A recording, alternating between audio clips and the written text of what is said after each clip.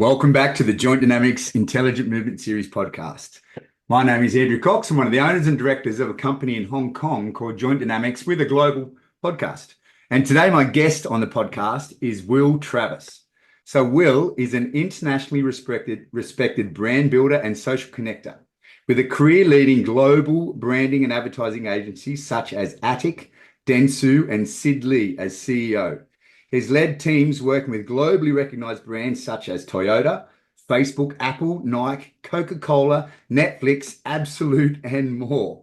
7 years ago, he pivoted and he started the Elevation Barn to work with legacy-driven leaders to assist them to build their own personal brand and more. Will elaborate on that and beyond in our conversation today. How are you, Will? Oh, fantastic. Yeah, good to see you, Andrew. Great to see you as well. The other day when we had let's call it the discovery call, I called you at your office in Bali. You're located in Bali, but the majority of your career was in New York. Is that correct? Yeah, I moved to New York when I was in my early 20s, like 23, 24, and then lived there for going on 20 years, 27 years to be exact, and then moved to Bali after retiring. I thought I'd come here and retire after a world of sprinting, but destiny had a different card in place for me, I'm afraid. So tell us about what led you to move to New York. It's a good place to start this conversation. Yeah, I mean, we were a very successful graphic design shop in England, actually started by the now present King of England, former Prince's Trust grant giver, Prince Charles back then. And we started this design shop to come up with creative solutions to help people really propel their brand in the corporate world for their corporate brands, from gaming to music to household products and services. And I got the taste of international and working on more exciting brands in my early 20s, and I'd spent a little bit of time in the television world and been connected to Warner Brothers and a few other big brands like Columbia, TriStar, etc.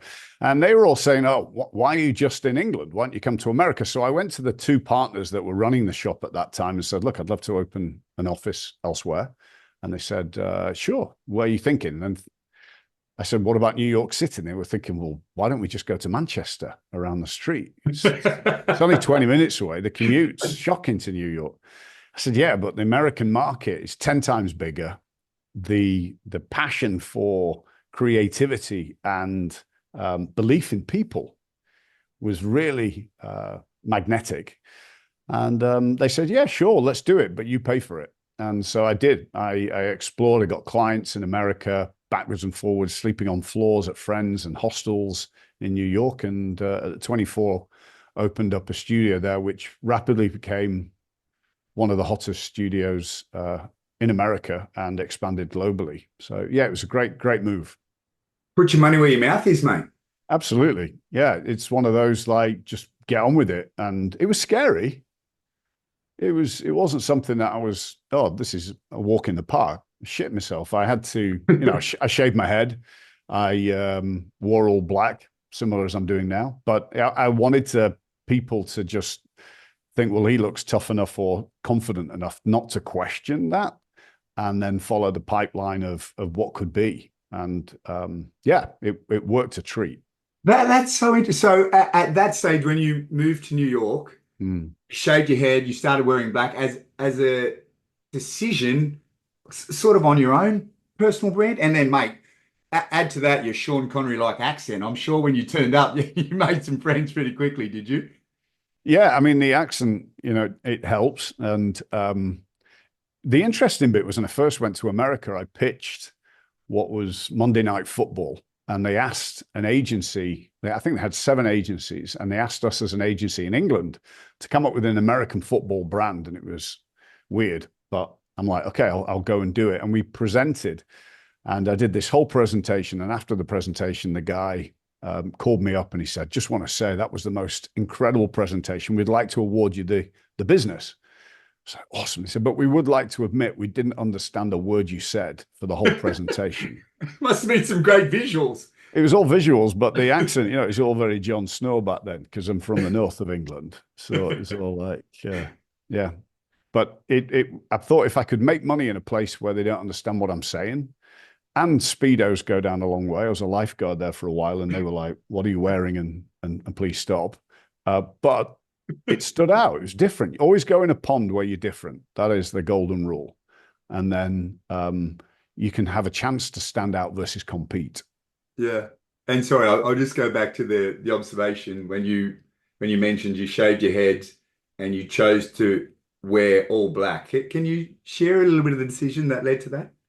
Well, I just felt that I didn't want to be worrying about how my hair looked each day. And I also felt that I needed to be more dynamic and a bit more aggressive with the pace of what New York City's about. You know, imagine landing there right in the downtown area in Soho. You know, you could look at the Twin Towers one side, the Empire State the other. I saw Eric Clapton walk down with 8 supermodels as I'm looking at the space, and I'm thinking, fuck, I've just got to go beyond the fuck it. I've got to go, right, I am going in on this and stop doubting, because the more you doubt, the more you're not doing anything. And that confidence, and also having the support of a great team that came with me, really helped us deliver at a world-class level. And let's say in your career, if just say when you retired, where was the last place you're working at in New York? Was that with Sid Lee? Was that the final place you were working with? Yeah. I'd sold Attic to Dentsu, thinking I could then sort of hide. I then became CEO of Dentsu America, and then I left and went to Bali for 2 years. I was going to work with Donna Karan. I was working with Ford, and I was working with all these different businesses trying to work out what my next chapter was. But I came to Bali to sort of disconnect. But Sid Lee offered me this great opportunity. I was going to take the job as one of the leaders of Saatchi & Saatchi, which was a great opportunity. But Sid Lee had this toolbox of incredible opportunities to work with: architecture, design, branding, advertising, as well as a conference in partnership with Cirque du Soleil. And the opportunity of having a stage where some of the world's best thinkers and doers were presenting and engaging, to be able to connect with them, to work out how to elevate my story was part of the backbone of where I was going. And I did that for 4 years and decided, you know what, I've got to stop selling shit to people they don't need.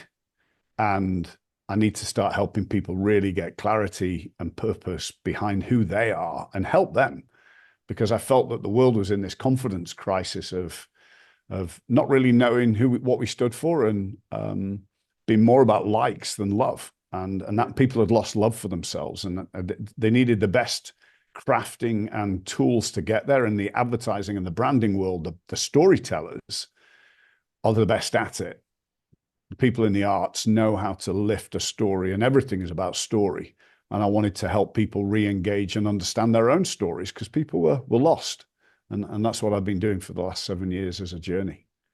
All right. So we're just going to pause. That leads to the elevation barn, no doubt. But can we just go back to something that I wanted to know before we move on? If at Sid Lee, with that period with Sid Lee, working with those phenomenal brands and people that you got to surround yourself with, if let's just say we'll create a metric, you were a 10 out of 10 in your career and with your own confidence at that stage. When you moved to New York day one, if you were a 10 out of 10 with Sid Lee, as far as those things, that the metric that we created, what do you reckon you were when you landed in New York day one, when you started to wear black and shave your head? I mean, I'd put myself up to an image of being a 10. Yeah. And that's the critical thing with branding, is you have 2 personas. There's you, and then there's the persona you present. So I presented a 10 out of 10. And to do that 7 a.m. till midnight every day, working every resource, working with the best in class, finding the best mechanisms to deliver. Inside, yeah, I was probably a 3. I was terrified, but it's like before you go into a race, or before you go into something that you're terrified about. If your adrenaline is pumping and you are firing on all cylinders to be able to succeed and achieve, then you will perform beyond the normal person. It's when you're just casual and you think you've got it that you don't put your back in. And so was there a literal client or something that changed or a moment that changed the internal 3 out of 10 that you just mentioned when you moved to New York that really that there was one or was there one that really shifted the needle the most that Mm. made the internal Will, who was a 3 out of 10 when you first moved to New York, catch up to the outside persona Will of 10 out of 10? Was there a moment or a client or an interaction that you'd share? Yeah, there was actually. I had a meeting with MTV, and there was a lady there, Tina Azores. I'd been over there and I judged the one of the top design awards in the world at 23 with this guy, Jeffrey Keaton. And when I went to see MTV, I remember being on this 48th floor at Times Square, and I was presenting some of the work that we had at Attic. And we spent a day every week working on work that was the experiment of what the future would look like. Everybody else presented what they'd done, but we committed to show what the future could look like, which was very rare. And Tina was going through this book and she said, "This is just absolutely spectacular. I've never seen work like this." And she was leading the top creative broadcast company in the world at that point. And I was looking over Union Square and thinking, Jesus, what is a kid from the north of England doing in a place like this and being believed in at a level like this? I just gotta go for it. And it's only me that's going to hold me back because everybody else believes me. So I just dove in. Amazing. Sometimes when I'm doing these podcasts and I see myself in the little icon on Zoom there, I see myself constantly smiling and laughing. Total transparency is because I'm having such a great time speaking to someone like you. And sometimes it's a little bit weird. Andrew's smiling and laughing all the bloody time. It's just because I'm having such a great time. I'm stoked. I'm this little guy from Tamworth, Australia, this awesome little country town that was a little cocoon for me to grow up in. And I find myself speaking to amazing people such as yourself by this platform called an amazing podcast platform. I love it. I'm so stoked that I get to speak to you. No, it's very Were kind. And you remember, were you like that dude? Were you just in the meeting going, "How good's this?" And they're like, "Why are you smiling all the time, Will?" Was there anything like that, like I am now? no, I mean you're terrified, right? So you're still trying to play the game. You Yeah. know, it's you've still got it, but we're all a child on the inside. We're all a little boy or a little girl. We're all, I grew up in a town of 1,000 people in north of England, and I should be stacking shelves. I was lucky enough to take the opportunities that were presented and make the opportunities that presented themselves. But we're all little. The key is just to make sure that little boy or little girl's got an arm around it by who you are and let them know, you know what, you're going to be all right. And let's go crush it. Let's go do what we want to be, what matters for us, nobody else. Have you ever worked with a personal coach, a performance psychologist to help you mold that narrative that you keep using? Or you No, just develop life, yourself? Life. life. Life is Yeah. your coach. Yeah. I mean, I lost my dad at 6 months. I lost my mum at 18. I went to boarding school from the age of 11. Very cost effective one. We didn't have much money, but I needed a place, safe place. My mum put me there, and I failed all my exams at A level, zero. And there's a point where in life that you got to realize you are the vehicle for you. And if you don't get up, nobody's going to carry you all the time. There are people that like looking at the glass half empty. I'm very much a glass half full. And from, dot-com crash, IT crash, business nearly going bankrupt, breaking my back playing rugby and then not being able to walk for 6 months and losing my marriage. I think I'm probably very similar to most people on your listeners, that I've had a load of shit that's happened in my life. Mm. Now I can focus on that rock in the road, or I can just get on with it and realize that I've got to look into the future and then I can ride over them. But it's always a journey, and you just gotta believe in yourself. Mm. Because I was about to say to you, you really fucked up on that stacking the shelves thing, eh? I was really good at stacking shelves. Most of the people, all the people, I used to stack shelves every summer, or fold laundry or wash dishes in in kitchens to make the money to go buy for my teens. And you learn a lot. You learn how to listen to people, connect with people, understand people. You realize that they really don't give a shit about your portfolio or your resume or your whatever. It's, are you a good person? And then the walls come down and life is awesome because you're not judging yourself by comparison. You're judging it by how do I feel and how do I want others to feel when they're in my company and vice versa. You learn a lot because many don't, hey? Or maybe they do, but they just don't act on it.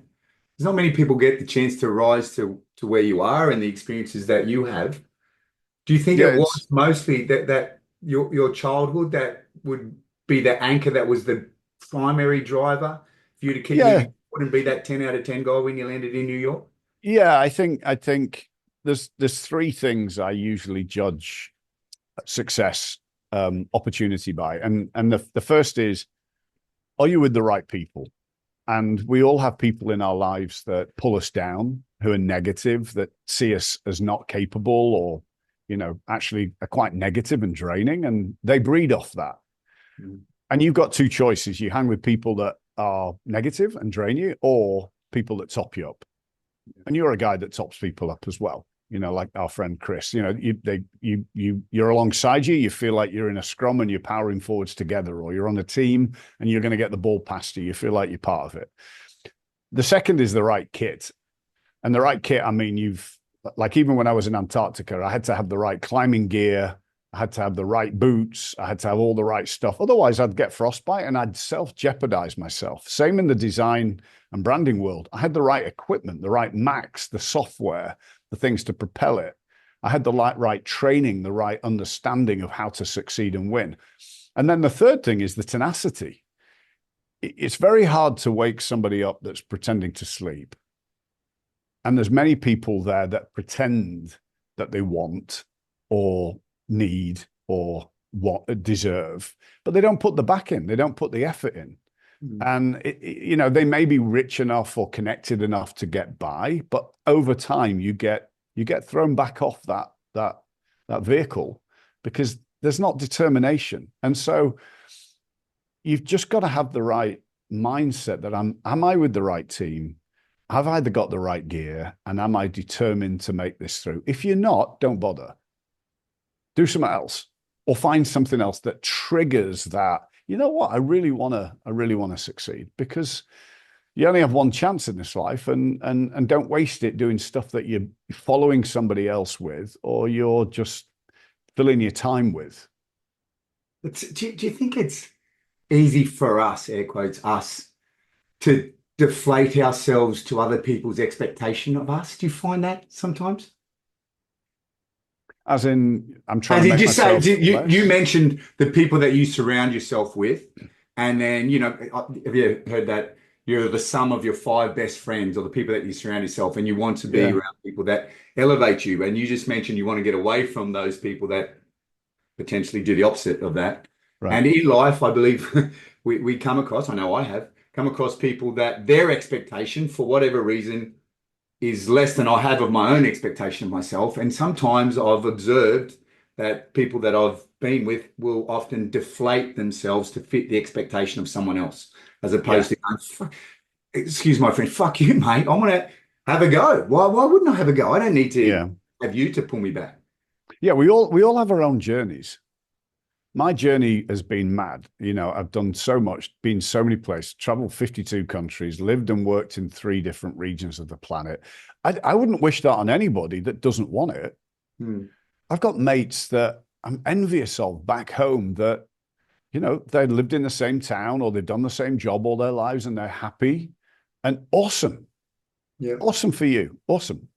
The key is to be who you are, not who somebody else is, or be who you think you should be to impress others, because they'll always change.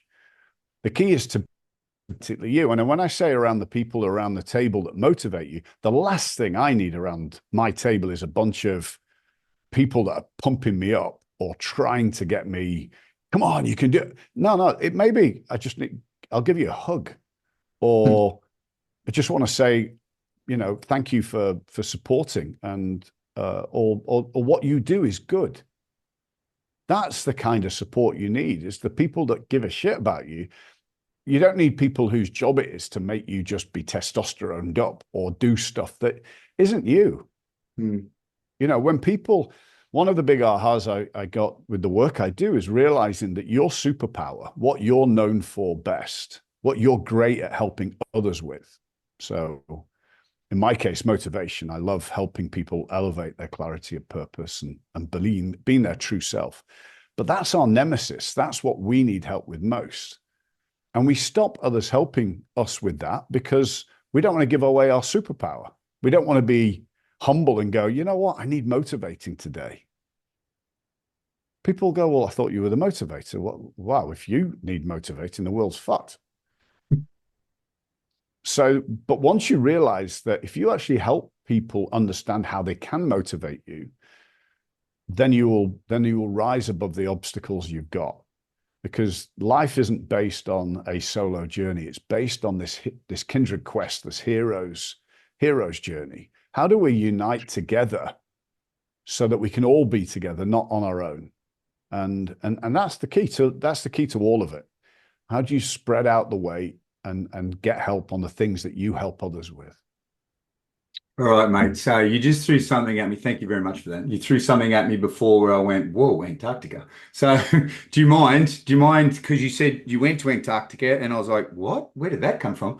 Do you mind quickly sharing the Antarctica story Yeah. and then let's jump into the elevation barn, and because I Yeah. introduced the elevation barn, but I'd love to hear the way that you describe it as well. But if it's all right, this Antarctica thing that you threw out, that sort of, I was like, whoa, you went to Antarctica? Can you tell us about that?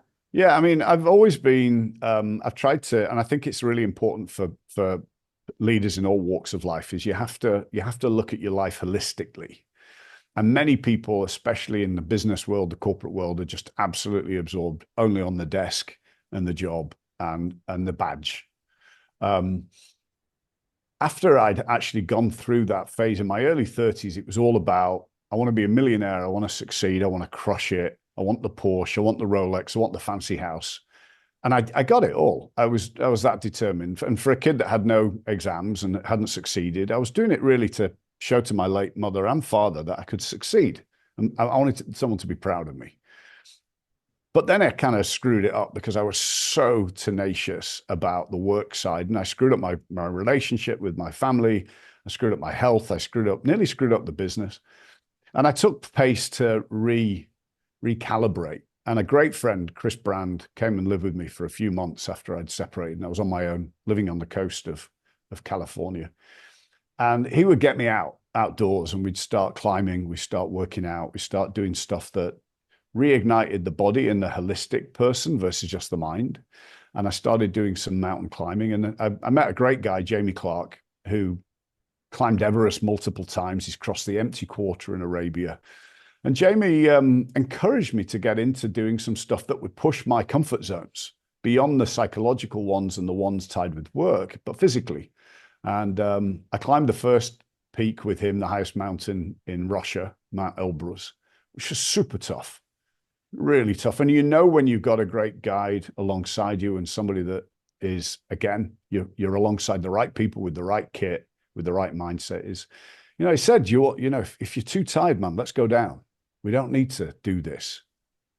And I thought, you know what? This guy's come all the way. He's trained all this time. We're climbing one of the toughest mountains in terrible conditions.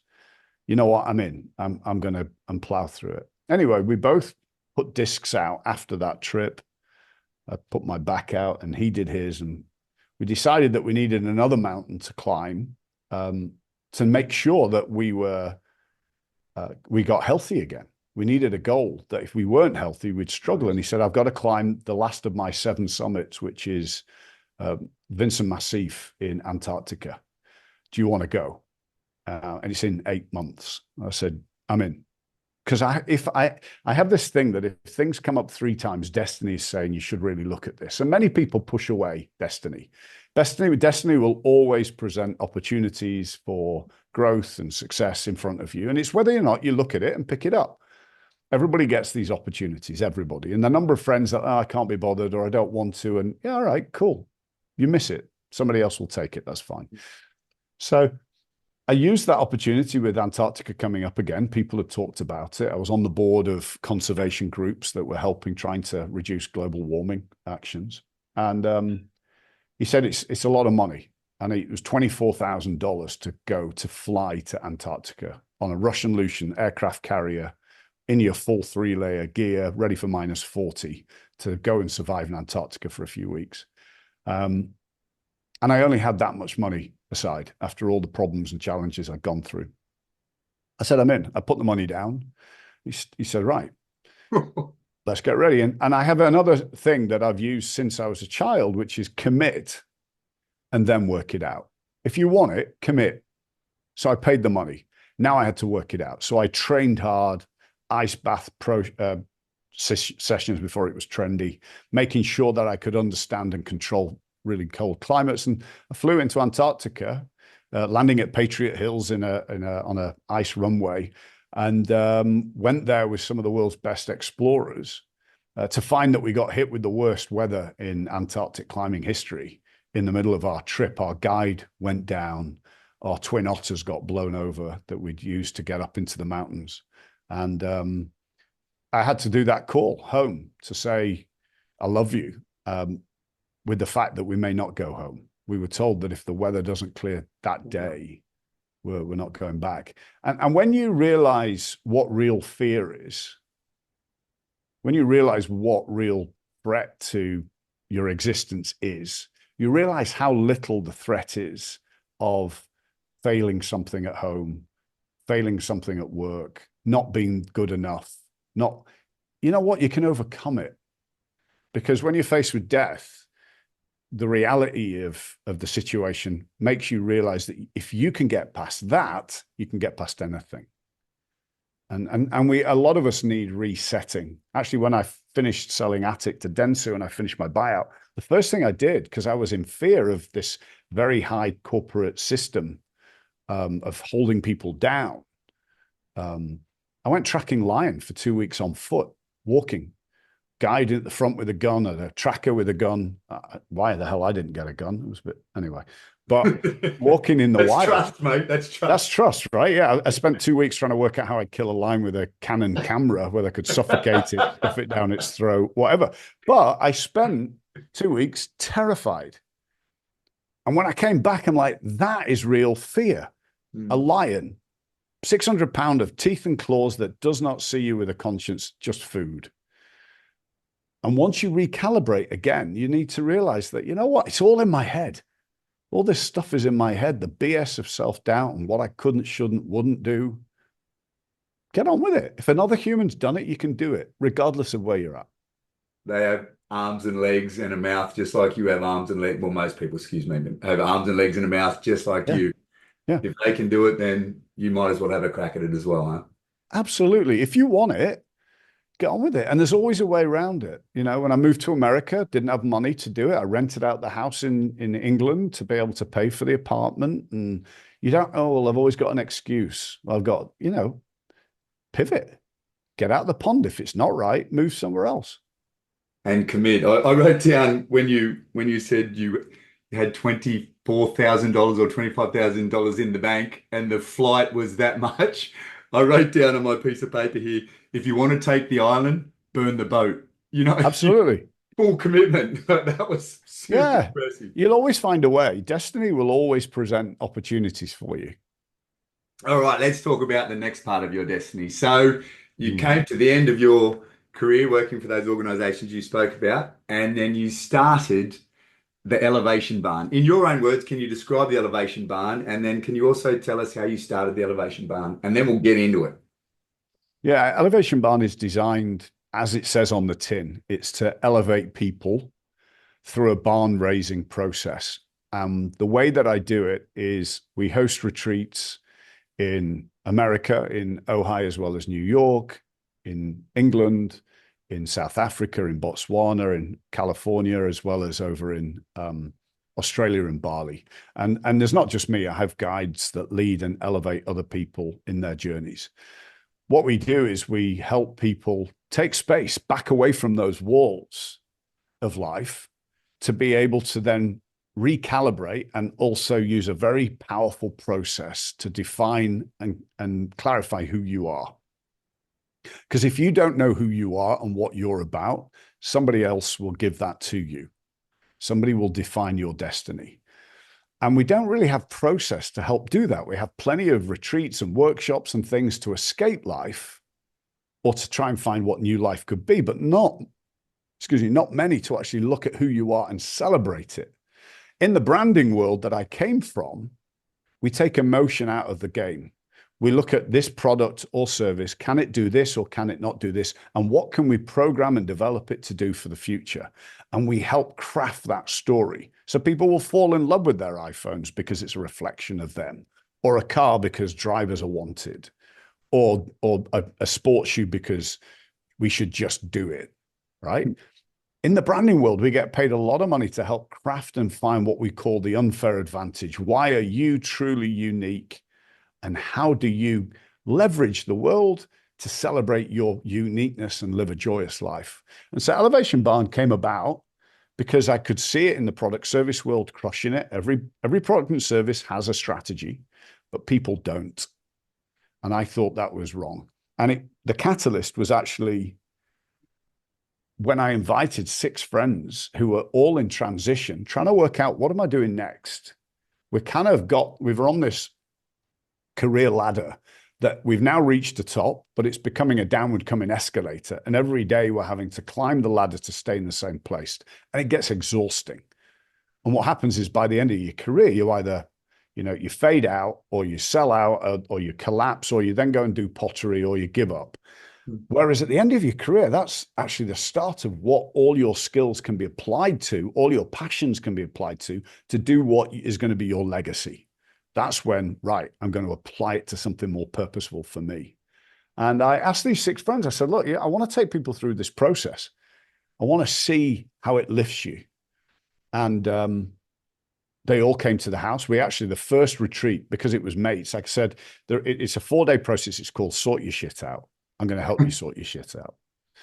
And an hour in, I could see the weight dropping off everyone's backs. People were de-aging in front of me because they suddenly realized, 1, they weren't alone, and 2, that everybody else had their own challenges and they could be conquered, and that that the people couldn't solve through their own vision and their own experience, and that if they could share and propel the thoughts of other people's solutions into their worlds, on the back of a very rigorous production process that we go through for the barn, then the wings could come on their backs. It was like taking this backpack of expectancy off and just feeling lighter. And I felt it as well. I was still on the end of a buyout when I did my first barn on trying to crush it in the business thing. And I decided, you know what? I need to do this work. It's time for me to help others versus just sell stuff to people. And I resigned from the business system I was in and started Elevation Barn in New York. Then I didn't want it just for white male entrepreneurs in Manhattan. I wanted to make sure it was internationally diverse and East meets West culturally and spiritually. And so I expanded it over to Bali, which is this melting pot of international expats and thought leaders and people that are also looking for transformation, and just followed destiny. Every time these opportunities came up in other countries and places, I said, yeah, let's do it. Let's try it in South Africa or Botswana or back in the north of England, which was the scariest place to do it in, because I was going home and you don't want to be embarrassed. So 2 questions. 7 years in, is that 4-day retreat still called Sort Your Shit Out? No, we changed it from Okay. the Sort Your Shit Out was the incubator. It became Elevation Barn. Okay. And Elevation Barn has basically expanded from being people that do the retreat now into a higher purpose community, because everybody has taken 4 days to become part of the barn or the community that we have. It's like turning up at a wedding where everybody has done the work and knows the bride and groom and cares. There is something that is bigger than themselves, and therefore they put their egos aside. And that's what happens with the barn community. So, well, that leads to my second question or observation potentially. Not only do the small group of people that come in for that 4 days, the initial 4 days, learn from the process and the principles that you bring to the table, but via sharing that, they're also learning from each other. Absolutely. And then how good's this? Give, you receive. You just said that you learned as well. Oh, I learn every time I do a retreat. The chance, how much time do you spend on your own with others, with them helping you reflect on where your future can go? Probably very little. It's very hard. And most people they don't know who to talk to. They can talk to their partner. The partner will support them and love them, but that's often not the advice you need. You got your mates, but that usually ends up with a couple of drinks and a little bit of a serious chat and then distraction. Or you've got your colleagues, and with colleagues, you can't take the gloves off. You don't want to be vulnerable. You don't want to say something and discover that they've been leveraged against you. So there's very few places, and most membership clubs are based on the power of your data. What do you bring? Your connections. How can others benefit from it? Or your wallet. How are you funding a community gathering thing where you just turn up and socialize? We're all craving more structural support to feel like we're good enough, and we're also able to help others with the wisdom we've gleaned over time. It's so valuable to be able to take that time. I don't know, maybe it was a year ago. One of my mates pushed me to do this. It was a 2-day course. It was on a Friday. 2 weeks later, it was the second Friday. It was ran by a guy who's a psychologist who sort of leaned towards his career to be a performance coach. And he studied extensively the work of Richard Schwartz with internal family systems. Anyway, so I turned up, and the first thing I felt when I went into this room was about 20 to 25 other business owners, entrepreneurs, or people who were in a leadership role. First thing I felt when I sat down was like this sense of calm, because I had quote unquote committed to take myself out of my everyday life and put myself into this other environment surrounded by what I believe, and they were great people, driven by this guy who was a psychologist who I had trust in via referral. And I just sat down and went, I already feel better. I already feel I'm doing something really helpful for me, because I've just stopped for a second and taken a breath, as opposed to, when you run your own business, you've got about 5, 6 hats on, or I feel like I do anyway. Just in that process alone, I just felt that this was the right place for me, and it was really valuable for me to stop and almost take stock and be open to learning from not only just that guy that was the facilitator and his other psychologists, but also the people in the room. It was so valuable. And then just before this session with you, I was out in the gym with one of my clients, really smart, super articulate guy. And I just mentioned to him how I'm talking to you, and then it sort of led towards the work that I've done with Henry, the guy that did that 2 weeks that I did the 2 days. I said, have you ever done that? Have you ever had a performance coach or ever had a session with a psychologist to help you with it? And he said no, and he sort of alluded towards that he didn't have time. And actually, from my experience, and I'm sure if I asked the people that went to the Elevation Barn your 4 days, they'd say, actually, I don't have the time not to do it, because when you get so caught up, it's hard to highlight the things you need to work on, was my experience. What would you say to that? Well, I think people think about, if you think that life is this meandering, you go side to side trying to work out where to go, and this way and that way, and you just move along through time. If you can have more of a definition of where you're going, you save so much time. It's a hack. Elevation Barn is a life hack. It will leapfrog you forwards in all dimensions of your life. Your mental health, your spiritual health, your physical health, where's home, your finance, your career, your higher purpose, and how you have your relationships. That's how it's designed, because if one of those things is off, it's like a squeaky wheel on the car. It will pull everything out of order. So you have to look at your life holistically. And that's what brands do. If you've got a phone and the screen, glows too much, you wouldn't use it. The rest of the stuff may be perfect, but there's a fault. You have to look at life holistically. And when you look at a process that helps your life holistically, you then realize it's an asset, not a cost, because it will affect and propel every single point of where you're going. And that's how companies do it. If you are not following the plans for next year, if you're not following the things that make that company successful and magnetic and the products purchase, you wouldn't do it. But we do. Most of us have no clue what's going to happen next year other than the consistency of kids going to school. I'm going to go and do that job, and maybe I'll do a holiday. Great. And you'll have the same question a year later. If you want to propel your year ahead, take a bit of space to plan and determine what is the right thing for your future, holistically, not job.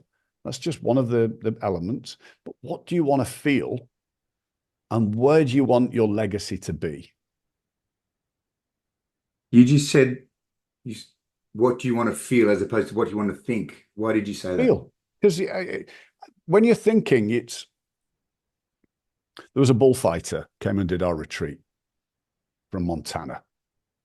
Big hat, cowboy boots. I was like, big hat too. Geez, to do that. Big bull. Right. And his job was to get between the bull and the guy that was riding it before and got thrown off. So he faced, and I asked him, how many times a night would you be facing a bull that was pissed off trying to get somebody off it? And then, they're athletes themselves. He said 30 times a night. I said, so you face death 30 times a night? He said, yeah. I said, so you know what pressure is and control is for your life? He said, yeah, I have to, otherwise I die. I said, all right, how do you know you're in control of the situation?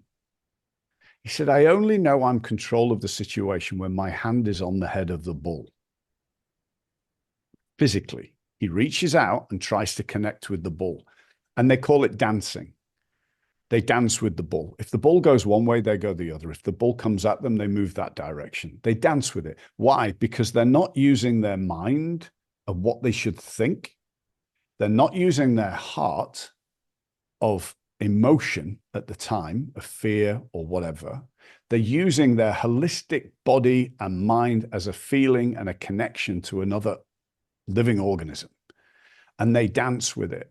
And that's how they survive. We have the same thing in life.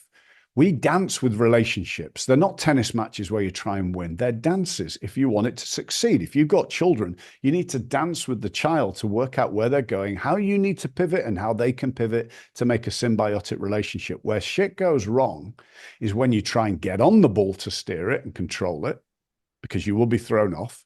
If that's a child and you're saying you're not doing this, they will try and get a way around it. Or you can run from the ball. I don't care what you're doing. I'm shutting your bedroom door. Knock yourself out with it. That will come back and you'll get run over as you would if you ran from the bull in the arena. Life is dancing with the bull. We all have bulls, be it our work, be it our relationships, be it our health, be it whatever it is. Are you connected to it? And are you dancing with it to use your holistic being and all that you know around you to help solve it? If you're not, you're disconnected and you're going to get run over or thrown off. And that's why when I say feeling, it's you feel if somebody walks in the room and there's something wrong. And you can either go that there's something terribly wrong and it's in danger, or the person may just feel fear and they just need to feel that you're dancing with them and now you're connected. If I was coming into to train with you and you suddenly had me, come on, Will, let's get down and you're going to do this and you're going to do that and you're going to lose 20 pounds. And do you know about my psychological condition, my physical condition, my home life, where I'm at? If you're not, you don't care. You don't have any feeling, right? And that's why the work that you and Chris and other friends in this arena is at the top of the field, is because you feel how your clients are. You understand them holistically, not because it's about working out or physical, whatever it is. You're in a holistic ecosystem. It's the same when we do a retreat. I don't want to come and do the retreat and put ayahuasca in your system just so you can escape, or go and take some mushrooms, or go and just pump iron or whatever. You'll go back to exactly what you were doing after the fact again, because I couldn't break your habit. And that's why a lot of these retreats that have like 20, 30, 40 people do not work. There can't be more than 7 people in the group, and it needs to be at least 4 days for you to actually connect enough to care about the other people to be able to help them. Mm. Otherwise, you're just putting lipstick on a pig, or you're trying to patch up a crack with a Band-Aid, and it won't work. So just to illustrate for me and then the Joint Dynamics listening audience, let's just go back to the bullfighter for a second.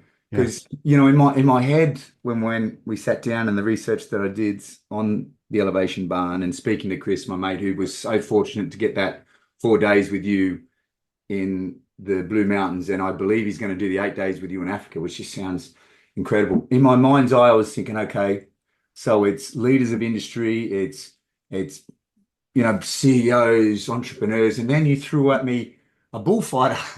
A bullfighter came, like the guy that protects the riders when they get thrown off the bull in a rodeo, like an incredibly audacious human, what I believe would be an incredibly audacious human. He came.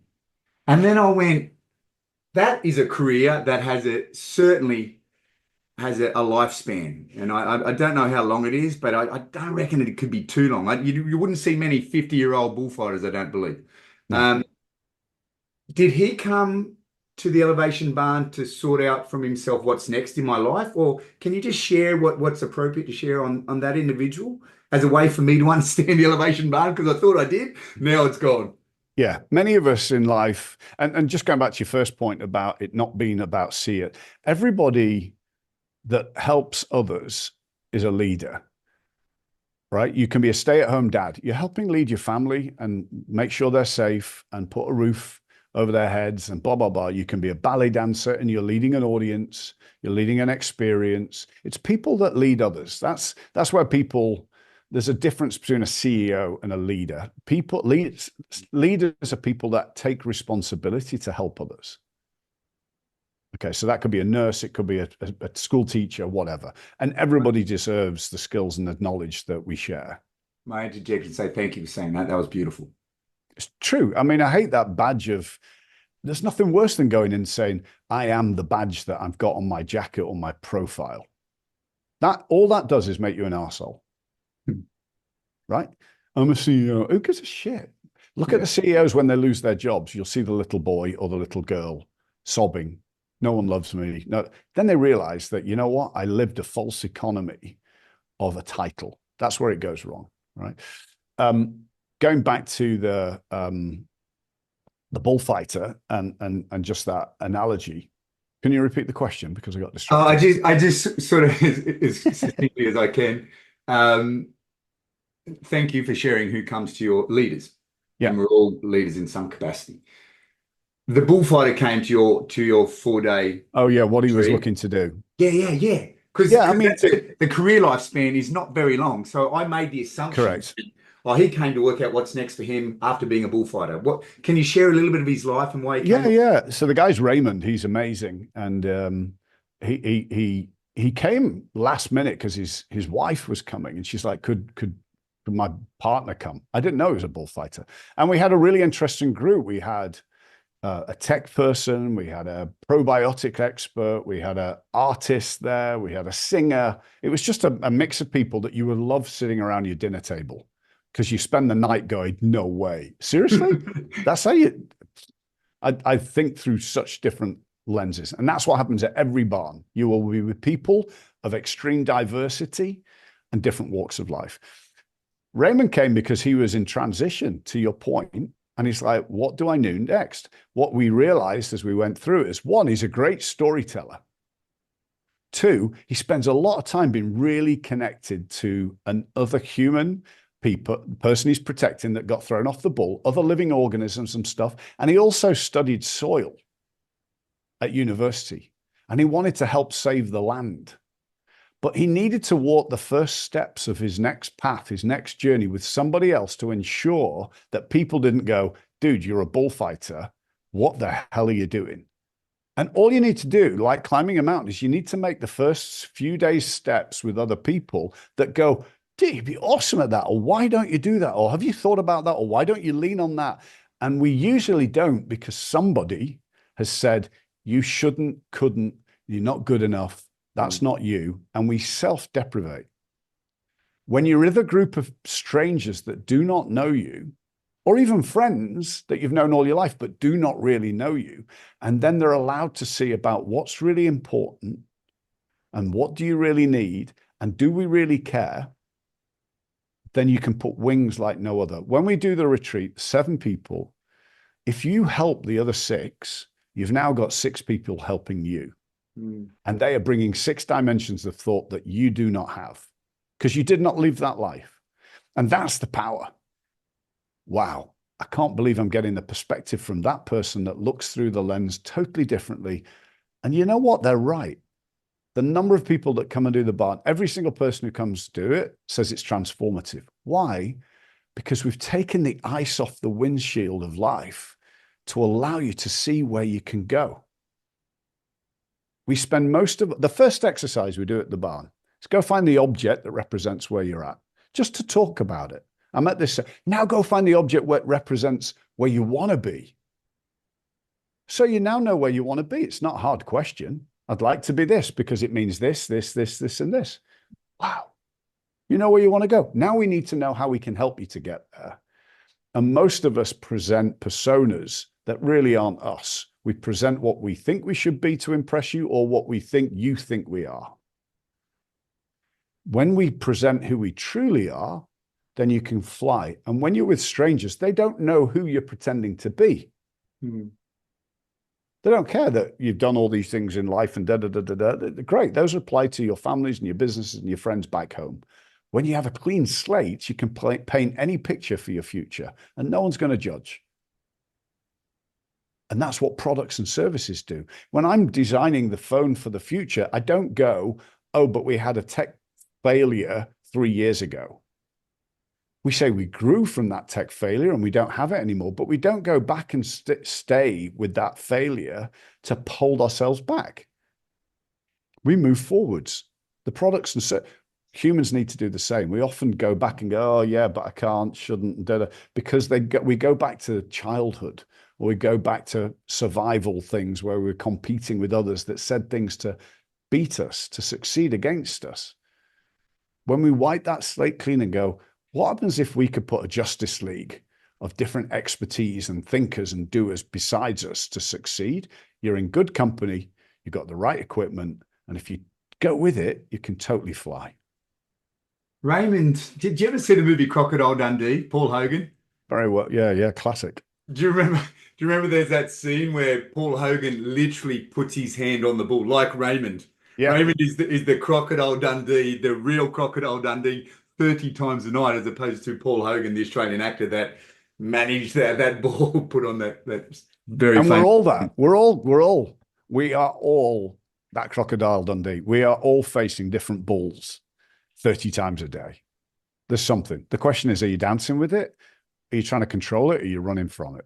And then you mentioned in the 4-day retreat, one of the first exercises you do is you go find an object. And when you said, and I'm assuming it's a literal object, but you as the curator of this experience, with all your knowledge and experience working in branding and with the companies that you've worked with, all the amazing individuals you've placed yourself with, do you selectively choose certain items? For example, you might have a mirror and someone picks up a mirror, or you might have a ball. So, like, do you choose? Is it that curated, or you just say, hey, we're out in nature, go find something, there's a stick? Like, what can you just touch on that for a second?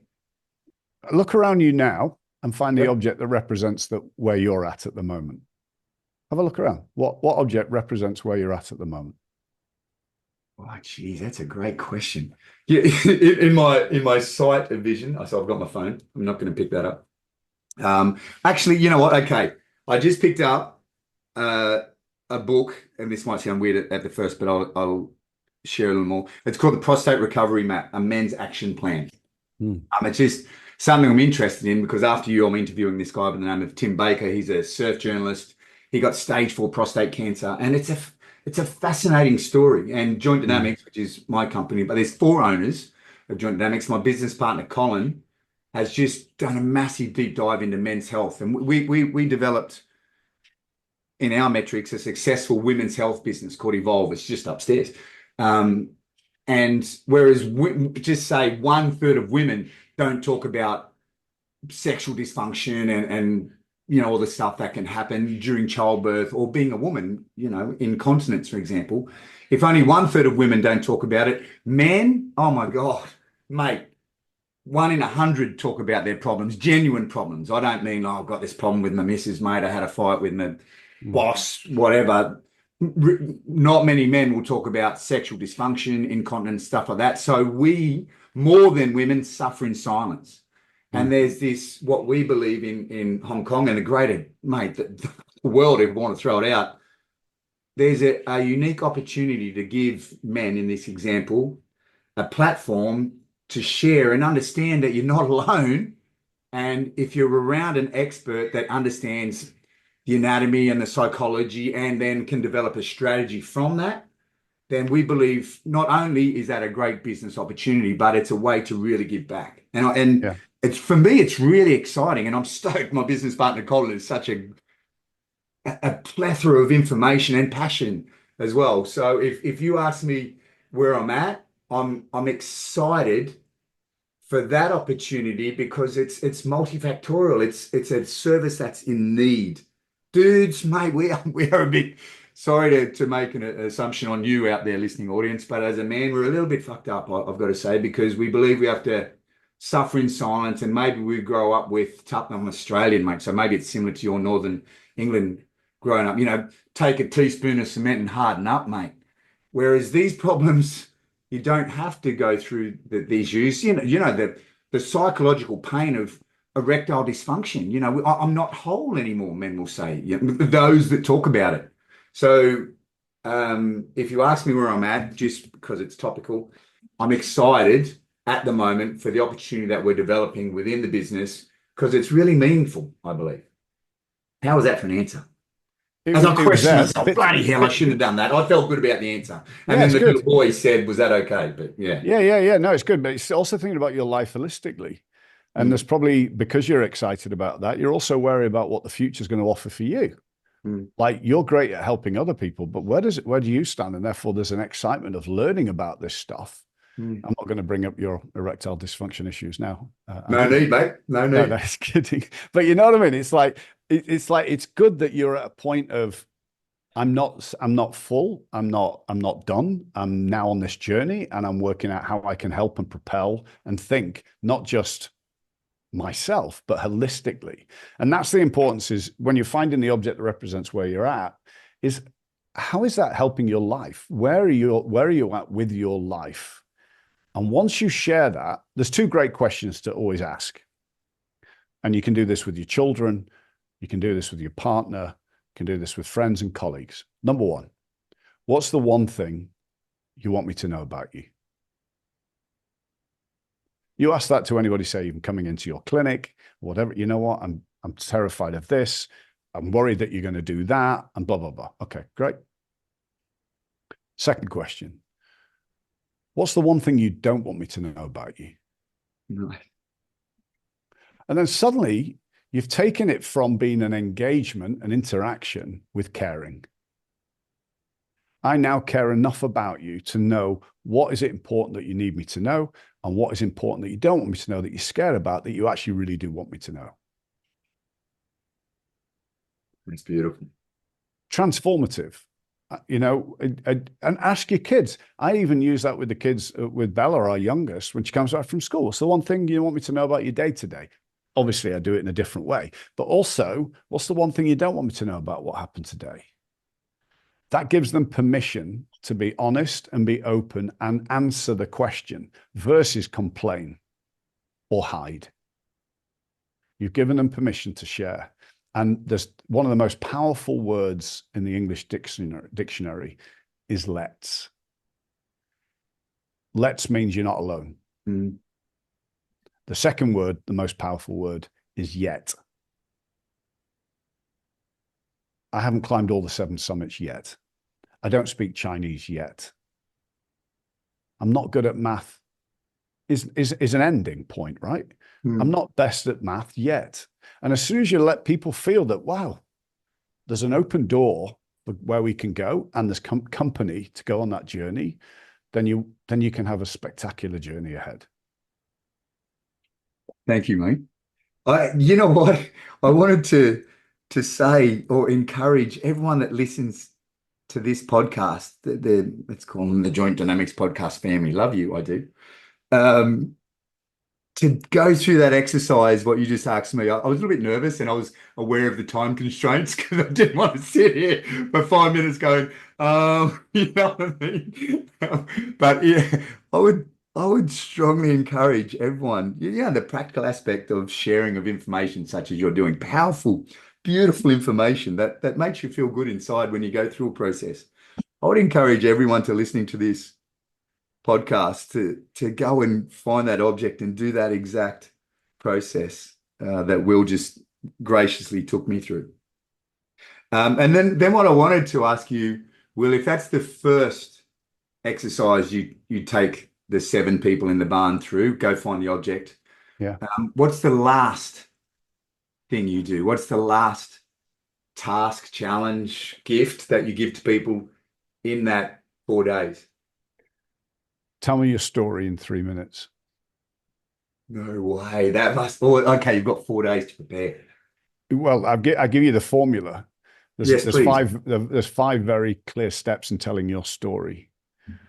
First of all, you have to connect to your audience. The second is, what's the big issue that you're overcoming or solving or doing to make the story that people care, that you're telling the story? So what's the big challenge? Third is the simple solve. What's the, wow, this is why you do what you do. This is why you can solve this, blah, blah, blah. Then you've got to take them on the journey with you. Imagine a world. Take them on the imagine the world. And then the final thing on a story is, what's your call to action? Support me, be my friend, buy the app, come and do the elevation barn retreat, whatever it is. But if you don't know the story of why you're important and what you stand for, you'll meander. You've lost your assets.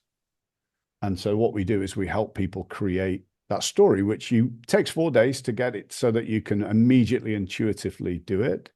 And before that, we help you define your North Star to be able to fuel that story. For who?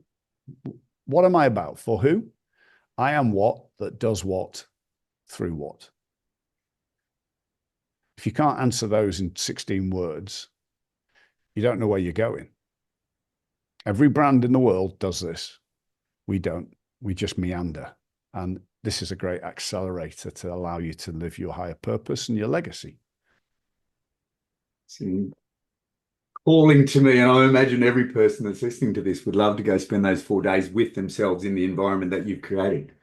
And then potentially maybe the last thing I'd ask for you to share, you sort of shared about Raymond, but would you share one other person that came and just, if you're still in contact with them, what it sort of propelled them forward to do? Would you share one story of a literal person, name or not, whatever? Yeah, there's lots of, everybody's got their stories, and a great one that just springs to mind, a lady from Montreal. She came down, did the retreat, and she was smart, very, very powerful young lady. And she worked for her father in a company, and she really was losing the love with her father and the opportunity of being herself because she was working under his shadow. In fact, she wasn't even a partner in the company, and she was the CEO. Her father had empowered her to take this role. And during the retreat, she kind of really took a step and said, you know what, I want my relationship back with my dad. And I want to be me again. And I want to be happy. And I want to be more grounded in my relationship. I want to be more purposeful and impactful. And she went home. After we'd done the 4 days, she decided that this is what I want to do. And what we do is we do a process that will give you a master ambition and 36 actions in order of how you get that. Super powerful. She went back, and the first action was sit down with dad. She sat down with her dad and said, Dad, you know what? I'm really sorry, but I want to do my own thing. I'm going to hand in my notice and leave you. She wanted to feel like a white dragon, she said. I want to feel I can fly. I want to feel like I can soar. I can have my own journey. I'm powerful in myself, and I'm uniquely magnetic, so I can be me. She said that to her father. Her father said, I'm so glad you said that. I was keeping the business because I thought you needed it. They sold the business a year later. She gained a lot of money from it because he then gave her equity. She started her own foundation. She started her own leadership consultancy group called White Dragons, putting the wings on young women entrepreneurs. She then became the host, one of the hosts of Dragon's Den in Europe, helping entrepreneurs grow. And she's now just started the first football club for young women in Canada, first football league for young leaders, because she took the first step of what was the rock in the road. The rock in the road was not her relationship with a partner, was not the rock in the road was her job, was not her health, or all the other things that we think are the first. It was actually she needed to have a chat with her dad and sort out a challenge that was disrupting her whole life. And we all have those. We all have those rocks that we're trying to ignore. Let's just keep ignoring that one. Maybe a conversation. Even people have come back and they said, the first thing I'm going to do is I'm going to take the cell phone out of the bedroom. So I go to bed with the person I've married or I'm with, and I wake up with them, not a device. That will help start moving the needle. One step after the other. And so what we do is these things, these philosophies are so hard to do on your own. But if you have a very clear process, you can suddenly map it out, and it's super simple. What happens at the barn is we don't create something that's not you. We just celebrate who you truly are and where you can go with it. And that is the best gift, because we're making you lighter and purer, like a ninja. You don't need all these extra. You stop doing courses, stop doing things that learn this. How about learning who you are, what brings you joy, and crafting your future to have it, and then do courses that fuel that. So that leads me to what I believe should be the last question, or maybe it won't be, but let's see. As the person that created this experience, I guess the question I had in my head is, who are you, Will? Like, what's your 3 minute, your story in 3 minutes? Do you mind sharing who Will is in your 3 minute personal story? Yeah, sure. I mean, Will started out as this, younger brother of three older sisters in a very strong household. And many of us have siblings, right? People that determine who we are and what we should be. And Will was lost as a child and didn't succeed. Many of us feel that we're not good enough. Many of us feel that we're not accomplished enough. Many of us feel that we don't have the right qualifications. And we also feel that in the communities and the groups we're in, we're being judged. We're not really sure where we stand for and where we should go. And I felt that. I even felt that as a CEO of a large organization. And then the next two large organizations, I was CEO. And I felt that if I don't feel good enough, and I'm at the top of a pile of people that I'm guiding and leading, how do they feel? Am I authentically being loving and caring for myself and the people around me? And I think we're in a confidence crisis. I also think that this hero's journey of leadership is wrong, that is this need for a kindred quest. And so my simple solve was, I want to create a heartfelt collective of peers that help each other elevate what's important. And where will that go? If we do our jobs right and we go back home, back to our businesses, go back to our communities with a more elevated clarity of purpose who we are, then we will lift other people. And my journey is inspiring and igniting more hearts to be authentically kind and impactful by sharing our talents together so that we can have this positive impact in the world. I want to have retreat centers around the world where they're safe. They're havens for people coming together. There's courses for children. We're already helping kids. There's courses for people that can't afford to come, and simple processes that you can do, like those 2 questions and more, that anybody can share. So I believe a world can be changed by positive impact and difference with each other. And my call to action is, if you want to be part of it, be part of the barn. Come and take space. Judge yourself with value. Look at it as an asset and help recalibrate yourself so that you can engage with people like Andrew holistically, authentically in your life, or other people that can help you on your journeys. But don't sit and stay on that career downward coming escalator, climbing each day, waiting for it to stop, because you're just going to lose the opportunity of being your legacy and where you can be in the future. And then to follow that call to action, how do we find you? We just go to the World Wide Web, type in Elevation Barn, Will Travis. What do you suggest? Elevationbarn.com. Yeah, you can chat with us direct off the site. You can go us on Instagram. You can join me, Will Travis, at Elevation Barn on LinkedIn. Reach out, say you need a bit of support. And we're offering these retreats for people that want to come on their own for space, for people that want to do it with their friends and families. We're helping legacy leaders like Chris's client that wanted to reconnect with his sons. He wanted to elevate, what is my legacy and their legacy? And how do I help us create a neutral platform for us all to lift? And whatever your challenge is, and if you have it in your business and you want to bring in a diverse collective of change makers, thinkers, and doers, we have one of the most powerful networks of heartfelt leaders that unite to help solve grand challenges. And we're doing that with groups like Mission Blue, the Great Spine of Africa. We're working with corporations like Gojek and FIFA. We're working with corporations that are making a difference. And it's all part of being a kindred quest for good. So once you do the Elevation Barn, just to finalize that, once you do that 4 days the Elevation Barn, then you're in this collective of people that have also. Correct. So you're not just with the 7 now, you're with the 7 previously, and the 7 before that, and the 7 before that. Yeah. Oh, So wow, we now have experts and alumni and heartfelt friends in 48 countries.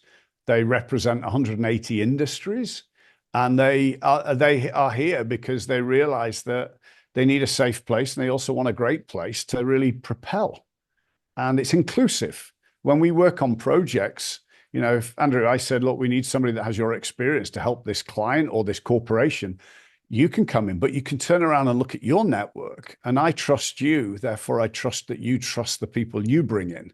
And so when we unite to solve challenges, it's an incredibly powerful, very far-reaching solve. And I see it. There's a friend that was over this morning. He got sick and he pinged on the group, I'm feeling this, this, and this. Within minutes, if not seconds, he had the advice from 7 or 8 global well-being experts. He went into the hospital. They went into intensive care. And he gave me a hug this morning when he arrived. He said, well, if it wasn't for Elevation Barn, I would not be here. I would have stayed at home. And they said I was at a critical point. And that for me is like, that's what I'm doing.